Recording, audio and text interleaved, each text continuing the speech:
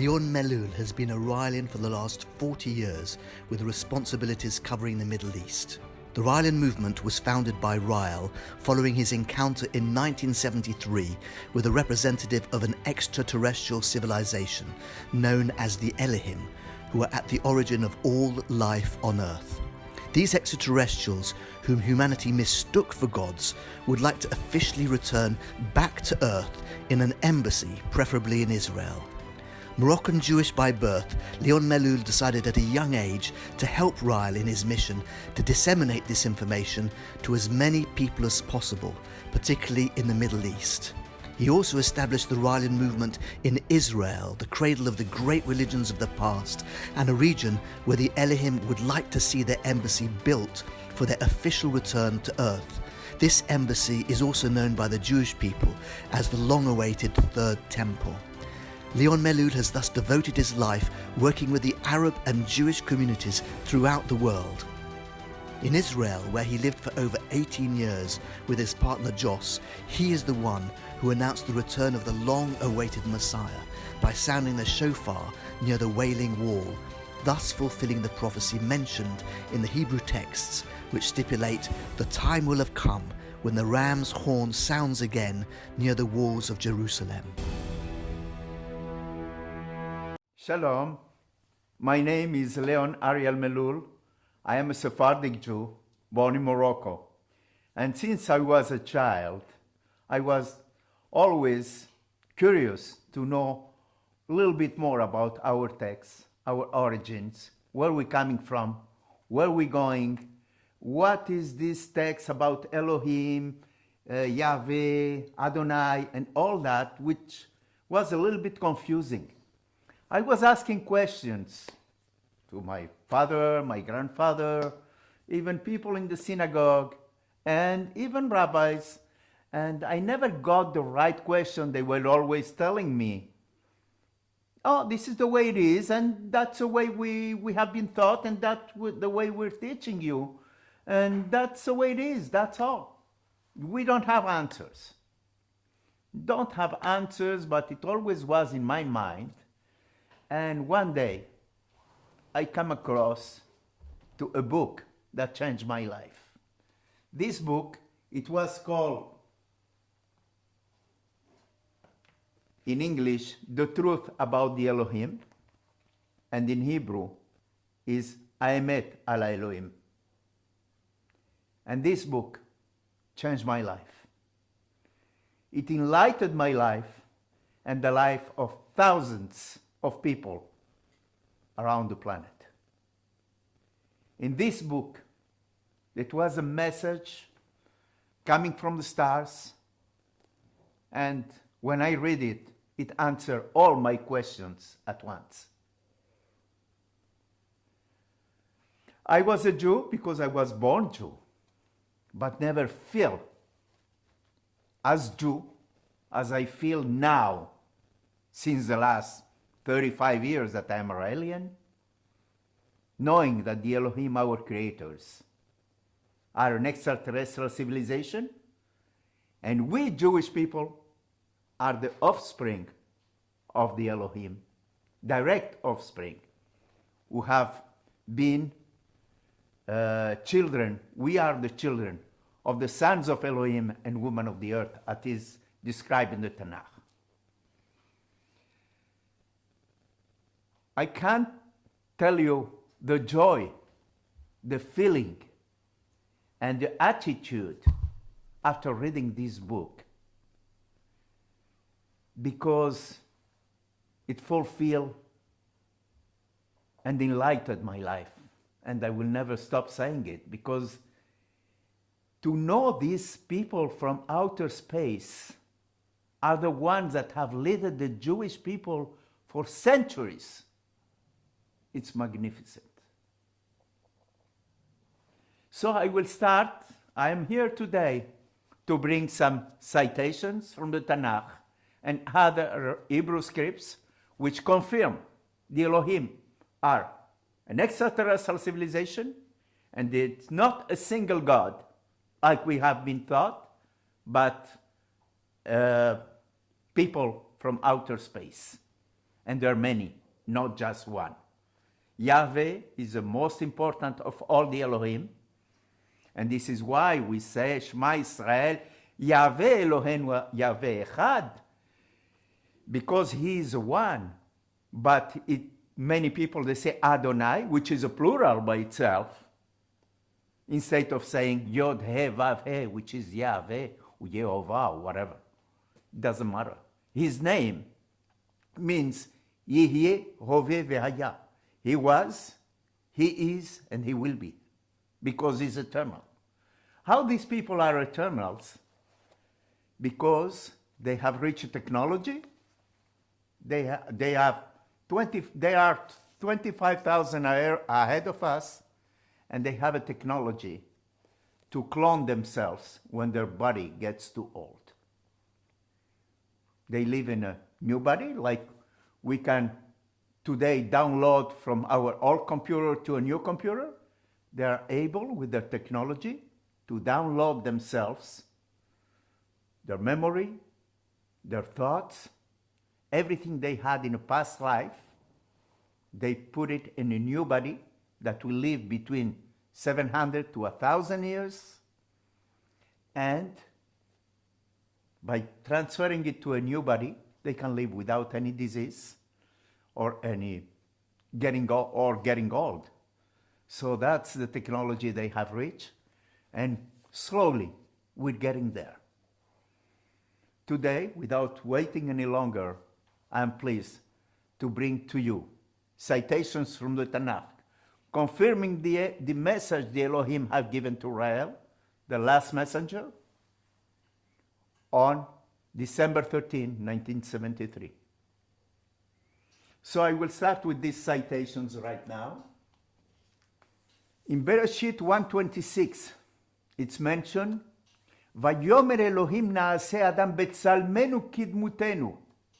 And I will translate it in English.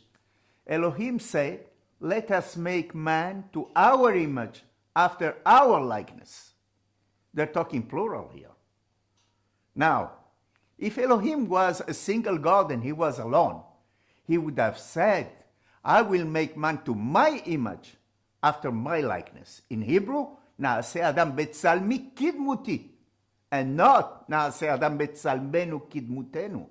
Let us make man to our image, after our likeness. Now I can ask you the question, to who was he talking to say, let us make man to our image, after our likeness? And most of the people that you ask this question, Hebrew scholars, Rabbi, whatever, they tell you, oh, they were talking with angels. Will you please tell me where in the text it's written angels here, malachim? Nowhere. They are just talking between them, between the Elohim, between their civilization, between their team, and not to any angels, as nothing is mentioned in that sense. We will continue in Bereshit 3:22. Vayomer Yahweh Elohim en ahadam haya ke'echad mimenu. This means Yahweh Elohim say, this is the man that have become like one of us. He's not saying like myself. Otherwise, he would have said, En ahadam haya kamoni. This is the man that looks like myself. So, he's not a single God talking by himself. He's talking with his team. I will go with another citation, which is fantastic, because it says here, in Bereshit 6:2, ויראו בני אלוהים את בנות אדם כי טובות הנה, ויקחו להם מכל אשר יבחרו. This means the sons of Elohim saw the children of men were nice looking, and they took them to have children with them. And this is where many of the prophets and people that have been sent by the Elohim have born from children of the Elohim and women of the earth. I will continue with other citations. In Bereshit 6:4, הנפילים היו בארץ בימים ההם, וגם אחרי בני אלוהים אין בנות אדם, וידעו להם הנה ויקחו אשר אנשי השם. And the Nephilim were here on earth at that time, and they had union, they had intercourse with women, with the sons of Elohim and women of the earth, and these had children that were very famous. Now, I can ask you, who are the Nephilim? I have asked these questions. And the Nephilim, they telling you, oh, they're giants. I'm very sorry. Giants in Hebrew is Anakim. Nephilim come from the word nafol, eleshenaflu, which means those who come down, those who descend from the skies, and not giants. Giants in Hebrew is Anakim, not Nephilim. Nephilim come from the word nafol. And those who come down from the skies are the Nephilim, are those who fall down. I will continue with other citations which talk about the glory of Yahweh, talk about the spaceship of Yahweh. It's called Kvod Yahweh, Amud Anan, Merkabah, Shem, Ruach, Amud Esh, Amud Anan.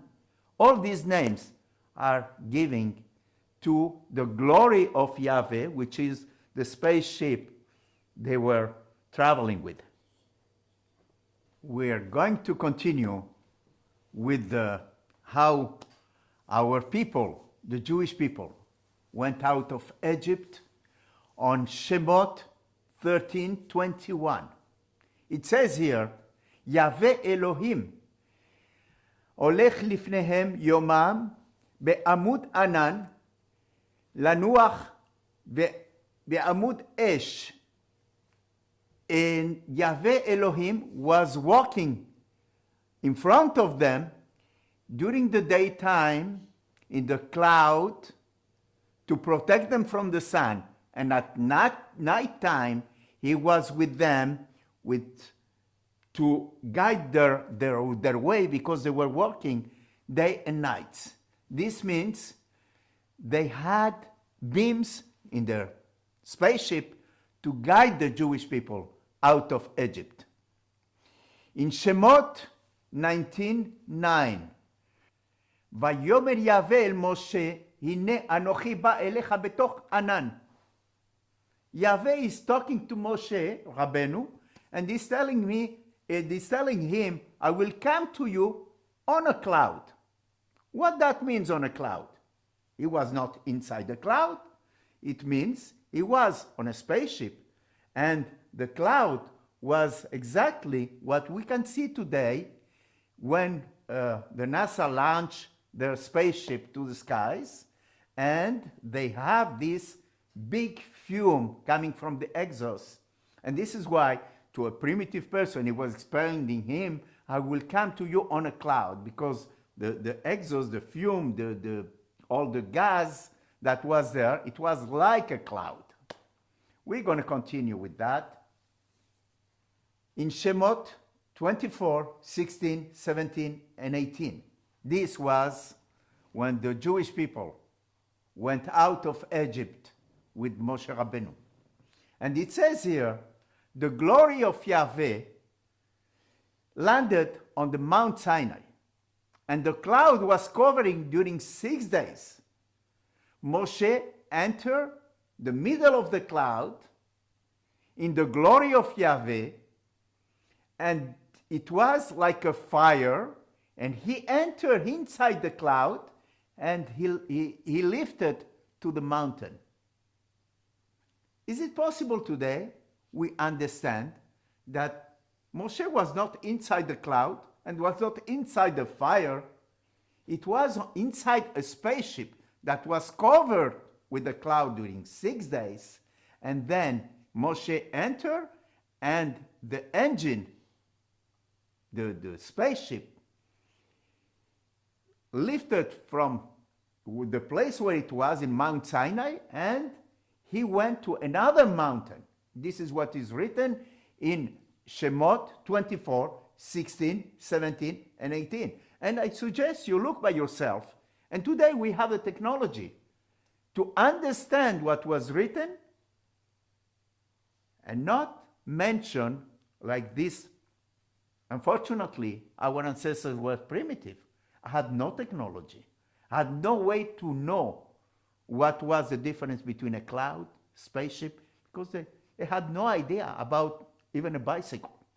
So I suggest you consult all these texts by yourself and you find out by yourself, because this is a very important revelation that can change our lives, our thoughts, our religion, which is very difficult to understand and accept it, but that's the way it is. I will continue with other verses now.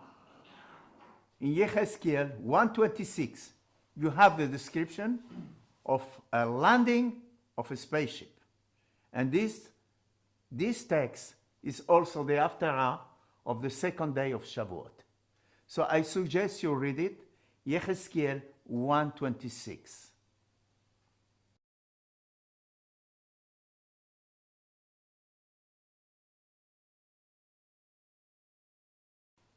In Zechariah 5:1, 2, and 3. And Yahweh is talking to Zechariah and he asked him, what do you see? And Zechariah replied, I see a Megillah Afa. That means I see a Galil, which is a cylinder in Hebrew, that is flying. And he told him, describe what you see. And he said, I see a cylinder that flies. He is long from 20 elbows and is wide 10 elbows. What that means, an elbow? An elbow was a measurement. They used to, at that time, they used to just have that kind of measurement, elbows or palm hands. And the elbow was 63.56 centimeters exactly. It means when he was looking at this Megillah, at this cylinder that was flying, he said he was 20 elbows, which means 12.21 meters, plus it was wide 636 meters wide. It means it was 12.71 meters long and 636 meters wide. And Zechariah is looking at that cylinder from Earth. So imagine how long and how wide it was, because that was a view from Earth, and that was, the cylinder was flying in the skies. We're going to come back now to Bereshit 7:17. When we had the Mabul on Earth, which was the flood, and it says here in Bereshit 7:17, and the flood came on earth during 40 days, and the water lifted the ark above earth. It's written in Hebrew, V'taram hateva me'al haaretz. It doesn't mean it was on the water. It lifted to the skies. Now, if we really think about it, today we have ships, we have vessels, we have huge vessels that can take thousands of people. But do we have a vessel that can take 2 animals of each and even 7 animals of each for some species, that is able today to take all those species? We don't. So what happened then? The Elohim made a vessel for Noah and took a cell of each animal, put them in a little box, and that was the only way that they could preserve life, because it's impossible to put all that stuff inside the boat with all kinds of animals, their food, their whatever, that I don't want to say, and to be above the water, and it was not above the water, it was above earth. So it was a spaceship or something traveling and flying above earth, on top of earth, and not on top of the water. In Hebrew, in that same sense, in Hebrew, v'taram hateva me'al haaretz, and the ark lifted above earth, above earth. We need to understand today and get back to this to be able to understand, because at that time it was just believing scripts, whatever people could understand. Today we have the possibility to understand what we're talking about. If we continue also on Bereshit 6:17, and it says here, I will bring the Mabul on earth, which is the flood on earth, and all lives on earth will be killed, except, of course, Noah, his family, and all the animals that were in the famous ark. And the more Mabul is Mabul Mayim. It says Mabul Mayim, it means the flood by the water. Now, and Yahweh is saying here, all life on earth will be destroyed. It will kill all life on earth. Now, how come, if we take the fossils today, we see many fishes with the mouth open? If it was a Mabul with Mayim, like it's written here in Bereshit, how come these fish had their mouth open? Because fish, as you know, they can live on water. And it says here, Yahweh is saying here, I will kill all life on earth. So how come the fishes were killed? And we find today in the fossils fishes with their mouth open. It was not a Mabul Mayim. It was probably some atomic bomb that the Elohim sent to destroy their creation, because they find out they were liars, killers, bad people, and all that. And they decided to destroy this creation they put on planet Earth. We're going to continue now a very important citation in Shemot 11:33. And Yahweh talked to Moshe face to face, like a man talked to another man. It's written here clearly, Yahweh is talking to Moshe Rabbeinu face to face, like two men were talking to each other. So, Yahweh, it proves here, is not a God, but a man. In Shemot 3:15, it's written here, Yahweh ish milchama, Yahweh shmo. Yahweh is a man of war. Yahweh is his name. So, if Yahweh, according to you, was a single God, does a God need to go to war? Another one that we can go even further, Yeshaya 13:4. Yahweh tzvaot mefaked tzva milchama. Yahweh is going in front of his army to review his army. Another question again, how come Yahweh, that is a single God, needs an army? Does a God that created all life on earth on 7 days needs an army? How come? He is a man. He have an army, so he's not a God. And now we're going to have another citation here in Yeshaya 19:1. He says, Matzah Mitzrayim, Hine Yahweh rochev al av kal uba Mitzrayim. What that means? Matzah Mitzrayim, that means in Hebrew, mishaps to Egypt. This is Yahweh coming on a fast cloud and go to Egypt. Another question that I can ask you, if Yahweh is a single God, and according to the teaching that we had, a God is immaterial, is everywhere and nowhere at the same time, how come he needs a fast cloud to go to Egypt? In Tehillim 95.3, Ki El Gadol Yahweh U Melech Gadol Al Kol HaElohim. Who is the greater Yahweh?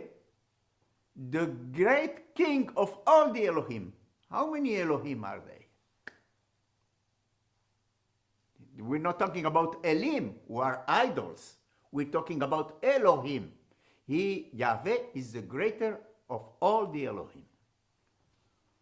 One of the most important sentences for Jewish people is Shema Israel, Yahweh Eloheinu, Yahweh Echad. You will be surprised because I'm saying Yahweh instead of Adonai.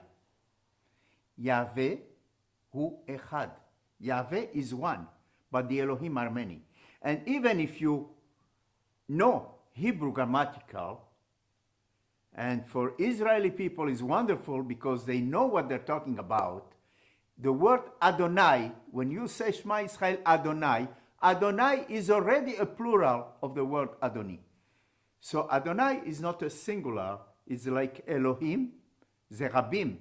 Elohim is a plural, and Adonai is a plural of the word Adoni. My Lord, instead of my Lord. Adoni is my Lord, my teacher, and Adonai is our lords, our teachers.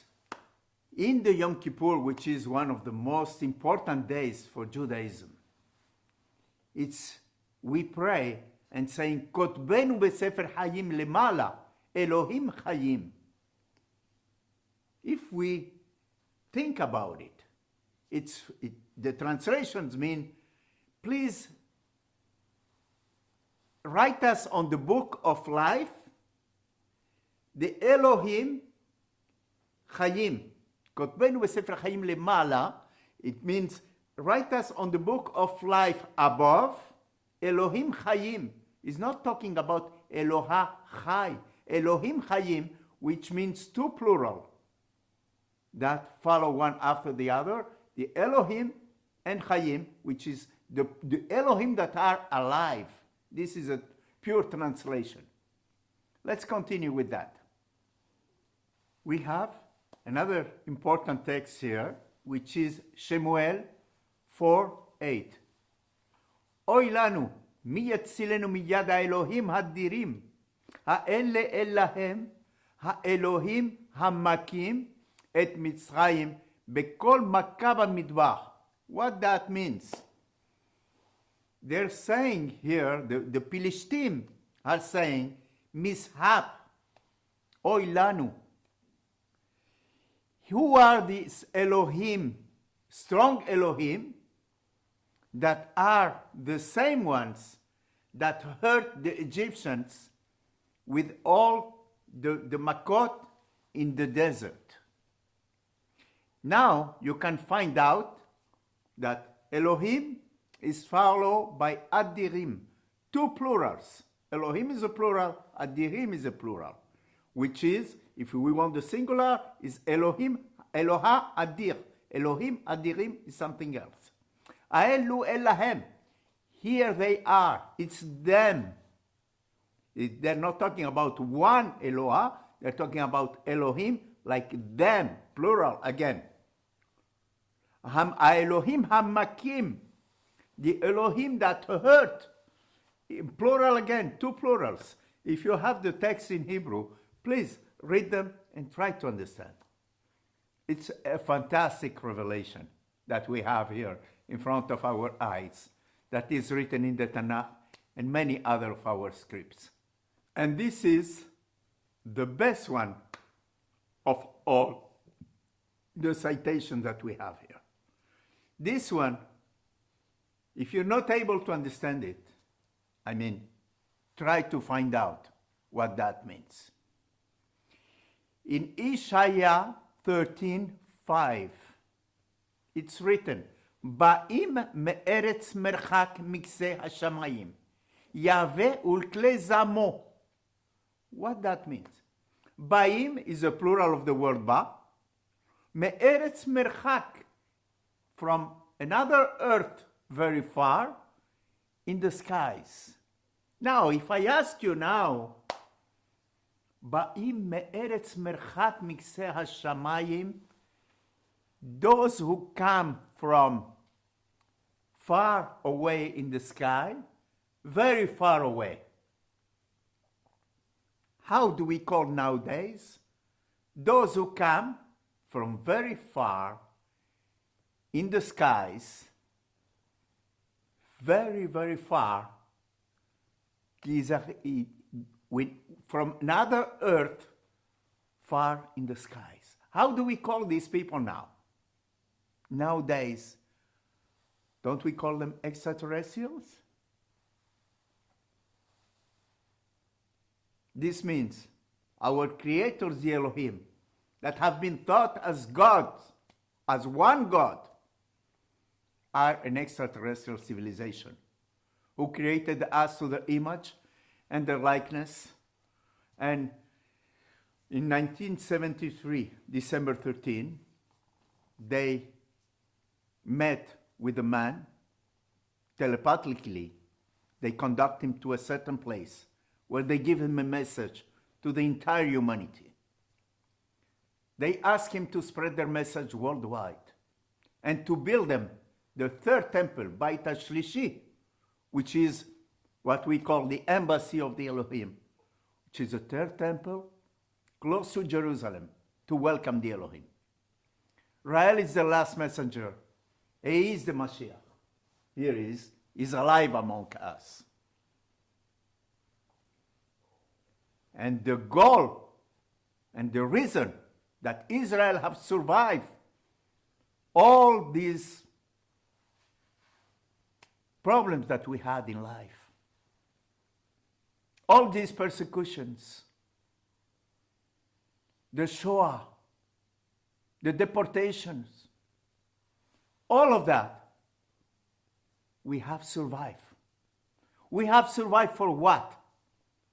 For one single and only reason: to welcome the Mashiach, help him build a Beit HaShlishi, the third temple. Now it's up to you to find out these texts. It becomes your responsibility as a Jews, as we are direct descendants of the Son of Elohim and woman of the earth. It's your responsibility now, because the survival of Israel depends on welcoming the Mashiach and helping build the third temple, which is what the Elohim requests. It's up to you. After you saw all these citations, there is not much I can ask. There is just one single question, but only one. What if all this is the truth? What if it's the truth? How will you feel today if another country welcomed the Elohim in state of Israel? And the Elohim came, not among the descendants, the people of Israel, but among another country, another civilization.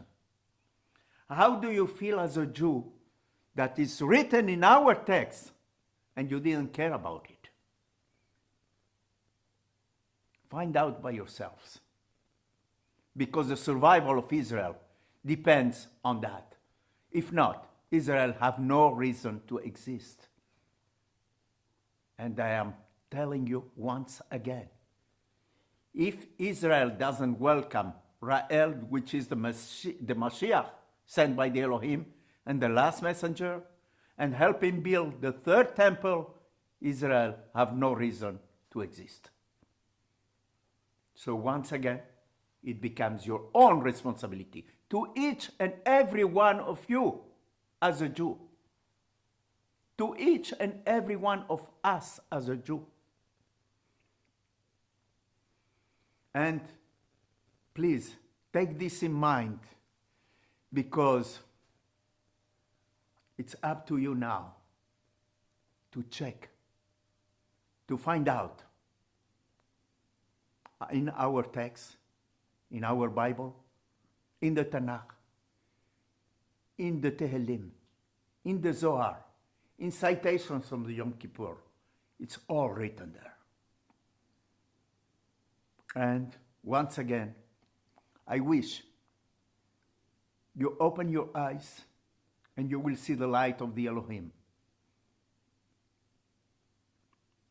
I hope we will be able to welcome the Elohim in Israel. If not, Israel will disappear once again. Shalom. I have a message for the people of Israel in this very crucial and important moment of the history of the people of Israel. I am on this planet to save Israel and to save the Jewish people. I am the Messiah, and I bring a message from the Elohim. They asked me to build an embassy, which is the third temple, close to Jerusalem. Israel is still protected by the Elohim. But if the government refuses the authorization to build the third temple, the embassy of the Elohim, Israel will lose this protection from the Elohim. And it means that it will be destroyed. So, if you want to know exactly what is the message of the Elohim, who are the Elohim? Those who came from the sky a long time ago to create life on earth. Read this message. It is in Hebrew, and it explains exactly what is my mission. I would like to come to Israel, but I am not allowed to go to Israel by the Elohim as long as the authorization to build the third temple, the embassy to welcome them, is not given by the government, which refused 7 times. Now we are asking every country on this planet the authorization to build the embassy. And if the embassy is built somewhere else, then a last opportunity, a last chance will be given to Israeli government to accept the building of this embassy. If they refuse again, the protection of the Elohim will be lost. The very reason why the Israeli state does exist is because millions of Jewish people want to welcome Elohim.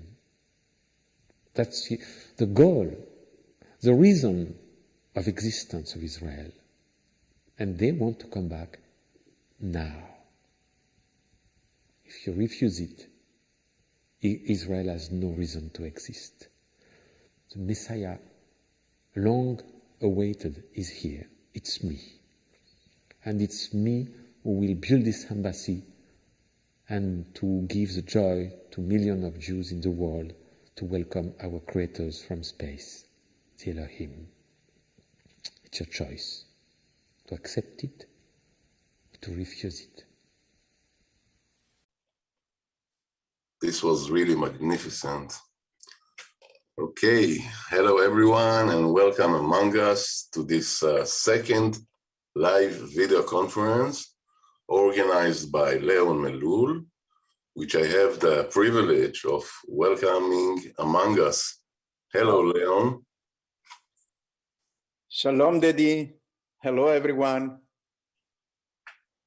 Shalom, and welcome to this lecture. My dear Leon, you are Chief Rabbi of the International Raelian movement and spokesman of Mashiah Rael for many years. as we have seen. And as part of the mission entrusted to you by Rael, you decided this year to organize this video conference, which is intended more specifically for Jewish communities around the world. This is now given in English, but is also the second of the series that will also be given in Hebrew, Ivrit, and Spanish by the first half of 2022. So I really want to thank you, Leon, for this magnificent presentation that you have just presented to us. And I think it surprised some of our viewers here on Zoom or live YouTube right now. Okay, but before we start question and answer period with our guest, is there a point, Leon, you would like to add that you think it is important to emphasize that it cannot be ignored, my dear Leon? Absolutely, dear Daddy. It's of the utmost importance for the entire humanity, and in particular for the people of Israel, as we are the offspring of the children of Elohim and women of the earth. Now is time to stop believing and try to understand. I'm not here to convince anyone. I'm not here to convert anyone or to change anyone's religion. It's time, as I say, to understand that our creators, the Elohim, are an extraterrestrial civilization who created us to their image and likeness over 25,000 years ago. They had the technology. They could come to our planet because they were not allowed to create life on their planet after certain problems occur. And they found our planet. They fixed it the way they wanted to. They created laboratories. And one of them, the first one of them, was what is the Kotel HaMaravit, what is the same place where the two temples were built. And they had another one laboratory that was in Egypt, that was another one in the Mayan countries, etc., etc. And the children of Elohim, as mentioned in the Tanakh, saw that the children of men, the women of the daughters of man were beautiful, and they choose among them. And after doing a contest, they find out in the region of the Middle East, they were the smartest, the nicest, and the most intelligent of all the creations they have made. And they had intercourse with this woman of the earth.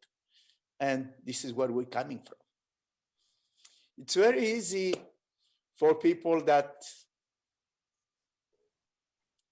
couldn't understand where we're coming from because we have been taught. And as you know, we Jews have many roots for centuries. And it's very hard for people to get out of these roots and understand, because we have prayers, we have been taught since generations that we have a single God, and so and so and so and so. But we need to understand something very, very important that primitive people at this time could not understand. What was a bicycle, and even less, a flying object. Everything that was coming from the skies was divine, was like a god. They were venerating this Elohim, and they keep going like that until we had the flood. And at that time, the Elohim decided to destroy all lives on earth, as their creation was not very smart and they were killing each other, they were lying to each other, they were robbing each other, they were doing anything that was not what they were expecting. but after they understood that they should let us progress until we will be able to understand. And this is where we are now. And now everything is in our books. Everything is in our scripts.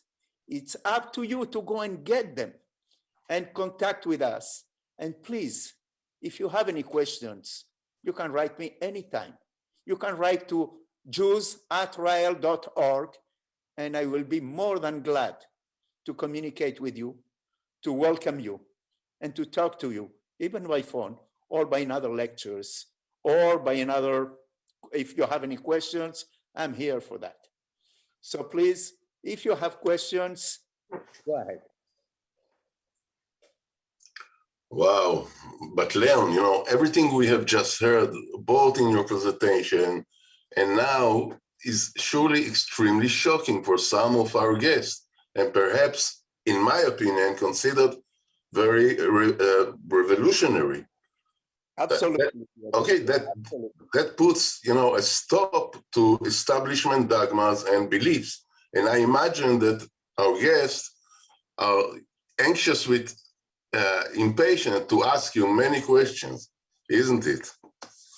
I hope so. Okay. Because I'm here for that. Okay, so dear friends, welcome again, and we will immediately start this question and answer period. Hello, do you hear me? We can hear you, yes. Okay, so my question is the following. Some people speak about the test of a prophet. This is something in Deuteronomy chapter 13, verse 1 to 3, and it's written, "If there arise among you a prophet or a dreamer of dreams, and give you a sign or a wonder, and the sign or wonder come to pass, and he say, let us go after other Elohim that you have not know, do not listen to him." So my question is Rael asking the Jews to come back to the Elohim of their father? Okay, thank you, Pierre Charles. Leon, please. Well, like Moses have been encountering with the Elohim, and they have chosen Moses, they have chosen Rael, who brought this message. And in Ilechot Melachim 11.3, Rambam said, the Mashiach will not be the one that will rise dead people. He will not be the one that will perform miracles. He is the one, a simple man, that will come and bring you my message. And he is the one that he have brought the messages from the Elohim. Thank you, Leon. You have known the Mashiach Rael for many years now. 35 years have passed since your first meeting with the prophet of modern times. And can you tell me today, in 2022, how you feel in your heart, Leon, in your being, the mission to be started to you as times approach the day when the Elohim will be back on earth? Well, since, as I mentioned during my lecture, since I was a young kid, I always had questions. I never got answers. And when I read the book of Rael, it answered all my questions at once. All my questions that, we as Jews, we believe, but without understanding much. Because like myself, when I was born in Morocco, we always used to go to synagogues and pray. And I know almost all prayers by heart. But we had no translation. I never knew Hebrew to know what I was praying or the words I was saying until I moved to Israel and then learned Hebrew, not as much as the Israeli people, but I understood and I could talk and find out. And it becomes, you know, when I discovered these messages, it was for me a revelation, because I never feel as Jew since I am a Raelian. And to be Raelian is to be a real Jew. Because as long as someone who is born Jew, or who is not born Jew, like Yitro, the father of Moses' wife, Yitro was recognized to be a Jew, and even more Jew than Jews, because he recognized the Elohim. And by recognizing the Elohim, by being Jew and understanding that these people created us, they lead us out of Egypt. They were the ones that we are descendants from. They were the ones that we were fighting for, the people of Israel. They were the one that delivered war during the 6-day war, and you Israeli people know about it. Yes, well, I was saying the pride and the pleasure of discovering we are descendant from people from space instead of a single God who, for me, okay, even if I follow all the religions, I married in a synagogue, I had my children circumcised and all that, but never feel like I belong to Judaism like I feel now after understanding where we're coming from. Where we're coming from is when you understand who are the Elohim, there is nothing that can stop you in not only understanding, but loving them, even without knowing them. I never love a God. I love the Elohim as our creators. I love the Elohim as the ones who came to earth with so much love and created all life on earth. I love the Elohim for taking us out of Egypt. And I was telling you in the Yom Kippur War, and before Yom Kippur, in the 7 Days War, many Arab newspapers, were mentioning those Dajnun, I mean the devils that were coming down from the skies on ladders, and were fighting with them. And many Israeli soldiers have asked these Egyptian and other units, why did you surround with us? We were very few. And they said, no, you were thousands. And we were afraid and we ran away. They ran away, why? Because the Elohim with their technology make them look like the Israelis were so many that they had no chance to win. And Israel was fighting at that time with 4 or 5 enemies from Arab countries. And it's amazing because how small do we feel and how little we are compared to them. I was never afraid of a God because I never understood. I'm not afraid of the Elohim. I like them. I like them, and I am proud to have the chance that I was able to understand them. I was able to understand their messages, and this is not for everybody to understand. It's like a gift. And I feel I had the privilege to recognize the Elohim as our creators and to recognize their messenger as their Mashiach and last messenger. Any question? Yes. Okay. We have a guest here. Yes, my name is Marcos Haliwa. Hi, Leon. Hi, Marcos. How are you? Long time. I remember Marcos, he was in the classroom of my younger brother, and I know him for many, many years. He's living in Toronto now, and it's a pleasure to see him among us. Thank you. Thank you for inviting me. I just have a few questions. The first one is, it's very interesting. I've never heard anything like what you propose, but I have a a few questions. First of all, the main question is, Rael, Mr. Rael came out and openly said he's the Mashiach. Now, according to the Tanakh, the Torah, the Nevi'im, the prophets, and everything, there are specific things that the Mashiach has to do to be called the Mashiach. Anybody can come and say, I'm the Mashiach. So first thing in the Bible, if I know in the prophets and in the Tehillim, it tells me that the Mashiach has to come from the tribe of Yehuda, of Judah.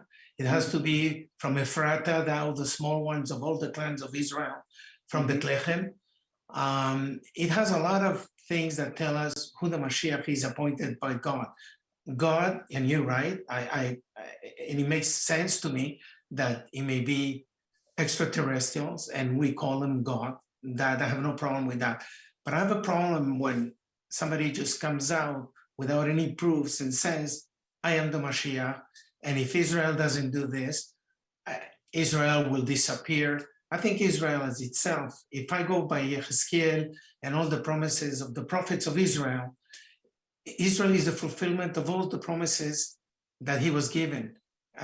We are in I want to make it very short, 6,000 years. That is 2,000 years, 2,000 years, and 2,000 years. The Mashiach was supposed to come in the last 2,000 years. So we are almost at the end of time in Jewish calendar. So my thing is, God said, even if you are not worth of having Israel, because the Geulah of Israel right now is only the physical part. The spiritual, we're not. You're 100% right. But physically, God brought us there because it's coming. And as you say, we're coming and living in a time where extraterrestrials and everything, extraterrestrials would come. And I accept that. God may be an extraterrestrial. But my problem is saying that the Mashiach, what proof do you give me that the Mashiach? There are specific things that has to come from this and this. In Tehillim, in the second, he says, God, sit to my right hand side, and I will do this to the nations. I have, begotten you. So there is a lot of things that, I have no problem with God being an extraterrestrial, 100%. But I have a problem with the Mashiach specifically. Who's the Mashiach? We've had problems with Jews for years, 1,000 years. The Mashiach. Yeah. Sorry. Yeah, you want to continue or? No, just the Mashiach. That's all I want to talk about. Well, it's a very interesting question because we have no proof that the Mashiach is Rael. We have no proof. But we didn't have any proof either that when Moses, that where he was coming from. Moses was the liberator and the prophet of the Jewish people. He was chosen by the Elohim. And you know very well that at that time, he saw a bush that was on fire, never burned, and all that. Well, we can understand today, this bush was not on fire. It was with projectors of light and so and so. And there is a different civilization that we could not understand and all that. Now, according to the messages that were given to Rael on December 13, 1973, he was telepathically induced to go to a certain place in France. Instead of going to his work, he went there. And all of a sudden, as you probably read in the book, he saw something coming from the skies. He thought it was an helicopter, then it was no noise. And then a ladder opened and he saw someone coming down and he met with them. I invite him to their crew, to their vessel. He went in and they give him a message and they ask him to come there during 6 days. And they give him the message, and this message is a revelation. Rael at that time was 27 years old. He had no religion. He was not Jewish, not Christian, or nothing. And he got this message from the Elohim. And for me, and for many other Jews, Rael, he is the last messenger of the Elohim. by being the last messenger, is automatically the Mashiach. And he's the one that will save the Jewish people. Because as he mentioned, and as I mentioned, the survival of Israel depends on the land they will grant to build the Bet HaMikdash at Shlishi, the third temple. And I don't know if you have read Rael books, the most important ones, which are, in English, I think it's Intelligent Design. You can download it. They're free. We're not asking any money. You can download it in any language if you want, in Spanish, in French, in English, in Arabic, whatever. And you will understand much better what we're talking about here. And you will have the proofs why the Elohim met with him. Why? Because we're going to talk maybe about, as you know, many prophets in Israel were people that were sent by the Elohim. Most of the prophets, most of the 40 prophets, the most important ones of Israel, were sent by the Elohim. What happened to them? When they brought a message, they were in jail, they were killed, they were punished, they had to hide. And it happened several times. Why? Why? Because these people were changing the concept of the religion, and that was not convenient for the infrastructure. And Rael, he's the one that is changing this infrastructure again. And the people in power are not interested in that. Now I understand your question. How come he declared himself as the Mashiach and I make a statement that he is a Mashiach? You know that according to the halakha and all the Jewish scripts, when two witnesses make a statement, it's the obligation of all the rabbis to come and check, right? Okay. Now, I'm giving lectures for over 30 years, worldwide not, but in many countries. And Rael wrote a letter at the beginning that he got this message from the Elohim. He wrote a letter to 5 rabbis and prime ministers of the state of Israel who had the same dream the same night, to tell them, I am the Mashiach, because they have dreamed the Mashiach is already among you. And he wrote to them. One of them was Obadiah Yosef. Another one was Rabbi Yitzchak Kaduri. It was Menachem Begin at that time, Leon Manitou Ashkenazi, and another one I don't recall. And all of them, there is one of them that replied saying, we need to meet together and then answer to you. We never got any answer from them. The second thing is that, as you know, Rabbi Schnetzon of Lubavitch was claimed to be the Mashiach, which is not.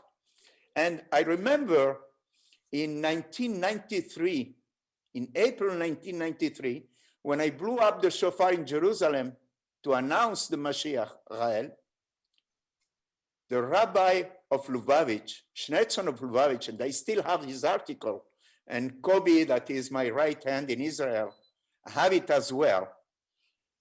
He wrote on Jerusalem Post, I'm not the Mashiach, and I never allowed anyone to tell that I am the Mashiach. The Mashiach will come, and we will know he is the one, not me. Now, I suggest, Marcos, you read the books that the Elohim give to Rael, the messages they give to Rael. And then you will understand by yourself, or we can find out together, how come he proclaimed himself as the Mashiach. As you know, they say the Mashiach needs to come from King David, right? Okay. How do we know he's not coming from King David? Zot omeret, sorry, I speak Hebrew at the same time. You know, the grandmother of David, from his father's side, was not Jew, right? So if the Mashiach is supposed to come from David is not necessarily someone who is Jew. As you know, I'm not trying to convert here Jews to Christianism, but when Jesus came, Yeshua, when he came, he didn't want to make another religion.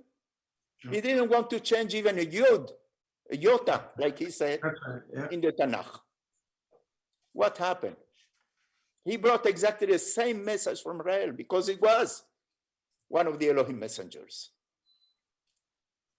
They killed him because he was trying to move the establishment, to change things that were wrong. Our understanding today is important because today we're able to understand, as we can fly to the space, we can travel in space, we're able to understand that if we can go there, people can come from out there. Thank you very much. Let me finish with Marcos. Oh, sure. I haven't finished, and I want him to have the microphone, if possible, his microphone open, because I was talking about Jesus, and Jesus was the son of an Eloha and woman of the earth. That's why his mother, was called like a virgin. If you take also other prophets, like Shemuel and Navi, Shemuel the prophet, his mother was Akara. She couldn't have children. After she met with the Elohim, she had a child. Shimshon Agibor, the same. Okay. The same thing with Shimshon. And also, Eliyahu Navi. Eliyahu Navi and Hanok, the book of the Hanok was taken out of the Bible. Why? Because it says he got close to the Elohim and he disappeared. And Eliyahu Navi, as you know, he was taken to the skies in a chariot of fire. Yes, Marcos. I just want to say something. I don't know if you've heard, I've been following, you talked about Rabbi Kaduri.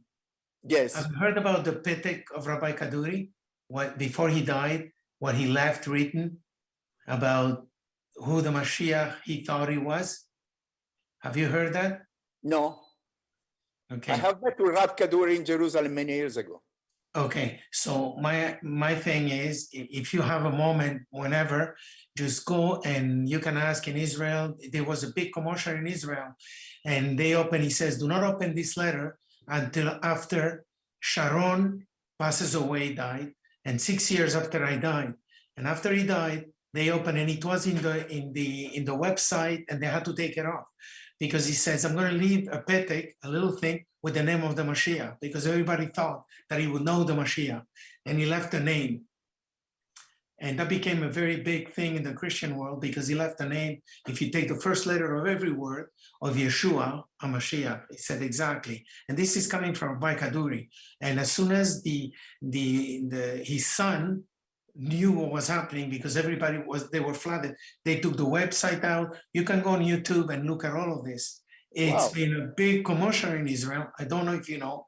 And that was Rabbi Kaduri, which was the top of the top when it comes to, he was to me, Kabbalist. A Kabbalist, exactly. Yeah. So there is a lot of, I can go on in the prophets. I've been reading the prophets for years and years. And, like Israel suffered for 2,000 years for a reason. For sure, we have not followed God. The promise, nothing is given for free. We were given to be chosen, and chosen comes with a charge.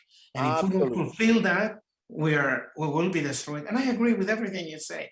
My thing is, when it comes to the Mashiach, I have a big problem. We've already had a big problem by not accepting the message that Yeshua gave 2,000 years ago, because it's not the Jesus that the Christian world accepted. That's nothing to do with the real one that came. He loved Israel. It was a son of Israel. He would want another religion? No. So my thing is that you're right in everything. I accept almost everything you say. But when it comes to Mashiach, I have a big problem. We have to be extremely careful not to make the same mistakes our forefathers made. and not accepting that. So we have to tread very carefully, go back to the Torah, to the Nevi'im, to the Ketuvim, to everything. You know, you're right. When I go to the synagogue, I'm not fulfilled anymore. I don't want to be talking about the same stories every time. That doesn't do anything to my heart. I'm tired of all of that. It has nothing. There is a reason why churches, synagogues, and everything are empty. There is no faith, nothing. It doesn't give. But anyways, I don't want to take any more time. And I thank you for inviting me. It's very important. I'm glad you're asking these questions. And I'm going to tell you why. Since Jesus was killed, Yeshua was killed, what happened to us? The Elohim decided not to protect Israel for 2,000 years. And this is why the Shoah happened. The Shoah was the last one that could exterminate the Jewish people. And you know why Hitler decided to kill all Jewish people in Central Europe? For what reason? Because he knew the Mashiach will be born at that time, and by killing all the Jews, thinking the Mashiach will come from a Jewish family, he will kill the Mashiach himself, and there will not be a Mashiach. But Rael is born in 1946, no matter what, and he, according to what I understand from the messages, I believe he is the Mashiach. Now, we can go even further with that. We can go even further with, as you know, the Mossad can find anything, anywhere, anyone. How come they never found the Ark of Alliance? Because the Ark of Alliance is not something where the tables of Moses are inside. It's a very strong condenser where they could communicate with the Elohim. And this is why high potency electric, very strong electricity power goes from there. And when Uzzah, you know the story, when they took the ark and it was going to fall down and Uzzah touched it to protect it, he got electrocuted. And they say, no, because God punished him because he wanted to avoid that the ark will fall. I mean, if we find today the Ark of Alliance, and nobody's interested to find it, all the religions will fall down. And where we will have most problems, it will be with the Muslims that will revolt if we tell them there is no God. But Allah, in Arabic, before the Quran was written, it was Ellaha. Ellaha means Eloha, the singular of the word Elohim. And they have in Arabic also Elohim, which means Elohim. But, you know, there is a big difference in civilization between them and us and the Elohim, and us and the Elohim. So thank you, Marcos. I'm sure very glad you attended the lecture, and I am sure we will have many discussions about it. And it will be a pleasure and honor, and I am always glad to be in contact with you. Thank you very much, Leon. Thank you, Mr. Khaliwa. And next we have Tracy Myers. Hello, Tracy. Hello, can you hear me okay? Yes, we can. Okay, I'm glad to be here, first of all. I've been asking the same questions that most of you probably have too, and I have been extensively studying all these names, and it's no by chance that this video and you guys came into my life at this time. So my question is, my question is, I am seeing that there are different beings, different entities that came upon the earth in Genesis. One of my questions is, when God breathed into his creation at the beginning of Genesis, this is a different human or a different race than the sons of God, the Elohim, that had offspring with the women of earth. Is this two different entities? two different consciousnesses, two different races? No, what's written in the Hebrew Bible, we're mentioning just Elohim. Elohim, and then they say the son of Elohim. It means the Elohim had children. They are a civilization. And the most important of all of them is called Yahweh, which means in Hebrew, Hineh Hoveh V'Haya, which means he was, he will be, and he is. Why? Because he is eternal. They have reached a knowledge, a technique, a technology, which is 25,000 years ahead of us. They have reached a way, as I just explained in my lecture, that they can download the memory and all the science and all the knowledge someone have into a new body, and they make them live for between 700 and 1,000 years, because that's their expectancy of life. It's not like ours. Now, these Elohim had children, and the children, they were traveling between Earth and their planet. And this is where they took woman of the earth and they had children. Now, I have another not a story. I have something which is mostly addressed to many Jewish people. And I asked Marcos if he knows about his Mark Halewa, because, as you know, Sarah, the wife of Abraham, was also sterile. She couldn't have any children. And it says here, 3 days after Abraham got himself circumcised, and Yahweh Elohim came with two other angels, they call angels, malachim, which is messengers, and he met with Sarah. Now the question is Yitzhak his son, the son of Abraham or the son of Yahweh? If he's the son of Yahweh, that means even more that we are descendant from the Elohim. Because I have doubt that Yitzhak was the son of Abraham. Okay, next we have Penguin. Is that right? Can you hear me? Yes, we can hear you. Yeah, thank you. And Reginald, you will be next. Reginald, you're next. Yes, Penguin, what is your question to Leon? Yeah, thank you for this opportunity. I always, because before I discovered the message, I didn't study the scripture in many different Christian organizations. So it's like very familiar and very, I always enjoy this analyzing of scripture. So, but I always got curiosity because in the law of Moses, it's like 600 laws about that. And there are some of them, they're very like creepy and evil. Like for example, if you go to Leviticus 21:9, it says, now if the daughter of a priest should profane herself by committing prostitution, she is profaning her father, she should be burned in the fire. So what do you think, who writing these laws? It was written by people after Moses, or it was given by Elohim by that time, because we don't know how it was at time, or maybe they writing just to make people scary so they don't commit this kind of stuff. So what do you think about this creepy, very like evil and non-human rights laws? What I think is that Moses wanted to put some rules that nobody will do. I mean, someone will stay with his wife and have his own children, that it will not be a mix.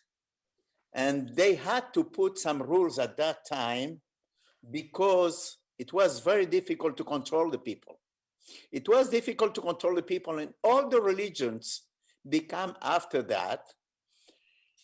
What was the role of all the religions? To control the people. To control the people, because at that time they couldn't afford someone will cheat on his wife and go to have children with another woman and all this, because this is why about homosexuality and this and that comes out. And this is the main reason all those laws were written by Moses and given by Moses to keep the people afraid of a God. They had to do that, like many others did. And what's most important to understand is that most of the laws that were given by Moses at that time, besides homosexuality or having children with other women or intercourse with other men or whatever, is that they want to know who was the father. And this is why in the Jewish religion, if you know a little bit about it, it's only if the mother is Jew, automatically the children are Jews, not the father, because you can never know who the father is. Today we can know. At that time they couldn't know. They had no DNA, they had no technology, they had no way to know. So this is why they put rules and regulations, and like many of us know already, the laws of kashrut, to eat the kasher and not to eat meat after drinking milk or whatever, is because is healthy. It's not healthy for someone not to follow these rules that are, the kashrut mainly is hygienic problems. It's for our body, not for religion mostly, but it became a religion. You know, most of the time, they have told us, since we were a child, and many Jews are here to understand that, they told us, we shall not light fire on Shabbat, on Saturday. You know what? When I was a child, they asked me to go to a synagogue. I was going to a synagogue with my grandfather all the time. My father was going to another synagogue, and they told me, I asked, why shall I go to a synagogue? And they told me, because this is the house of God. I was 6, 7 years old, not more than that. And I said, okay, this is the house of God, and we're not allowed to make fire on Shabbat, on Saturday. My father wasn't smoking. It's not allowed to smoke on Shabbat because you need to light fire. So I asked one of my friends that his father was smoking, and I am telling you, I was 6 or 7, no more than that. I asked him to bring a cigarette on Shabbat to the synagogue. I brought matches, and I light a cigarette in the toilet of the synagogue, expecting that a God will come and tell me, what are you doing? As a child, I was thinking that God will come, because if I am in his house and he was there in all the synagogues, he will come and punish me or tell me, don't do that, so I will see God. I tried that, he never came. I went to my father's synagogue and did the same. I was 6 or 7, not more, but I had already doubts in my mind. So I light this cigarette and no God came. Since then, it working here. That something was fishy. Thank you very much. They are buzzing me here in the earphone that our time is... I light a cigarette on Yom Shabbat in the synagogue, in the house of God. Sorry about that. Amazing. Okay, Leon, our time we are almost done here. And I just want to say before we finish, do you have a last important thing you would like to say to our audience, Leon? Yes, dear Daddy. The most important thing today is to stop believing and start understanding. Start understanding because today we have the capacity of understanding, and stop believing. Our scripts are just based on beliefs. We become Jews because we were born Jews, like the ones who are born Muslim or Christians or Copts or Orthodox, and believe.